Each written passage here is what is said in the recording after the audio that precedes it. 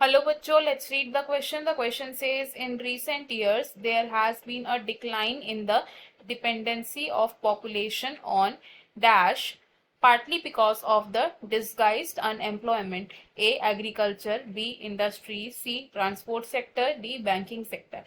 हमसे पूछा गया है कि पिछले कई सालों में पॉपुलेशन की डिपेंडेंसी एक चीज पर कम हो गई है क्योंकि because of the disguised unemployment. हमें बताना है कि किस चीज पर पॉपुलेशन की डिपेंडेंसी खत्म हो गई है। अगर हम बात करें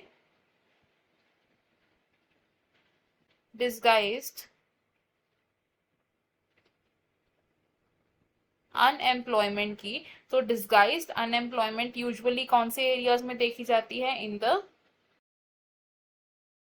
रूरल एरियाज। और डिस्गाइज्ड अनएम्प्लॉयमेंट का एक एग्जाम्पल क्या हो सकता है? It is the working of more than required people in agricultural fields। तो एग्रीकल्चरल फील्ड्स में जितने लोगों की रिक्वायरमेंट है उससे ज्यादा लोग अगर काम कर रहे हैं एंड उससे कोई वैल्यू एडिशन भी नहीं हो रहा है, उस तरीके की अनएम्प्लॉयमेंट को बोलते हैं डिस्गाइज्ड अनएम्प्लॉयमेंट।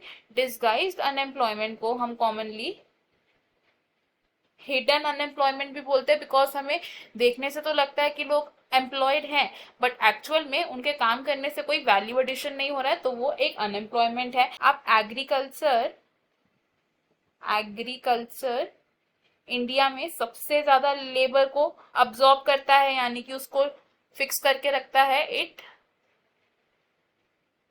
अब्सॉर्ब्स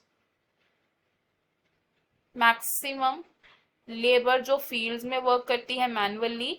अब डिस्गाइज्ड अनएम्प्लॉयमेंट की वजह से, due to disguised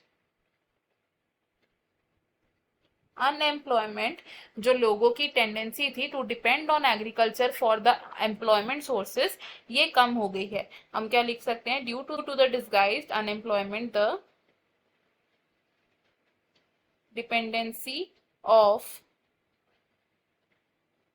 population on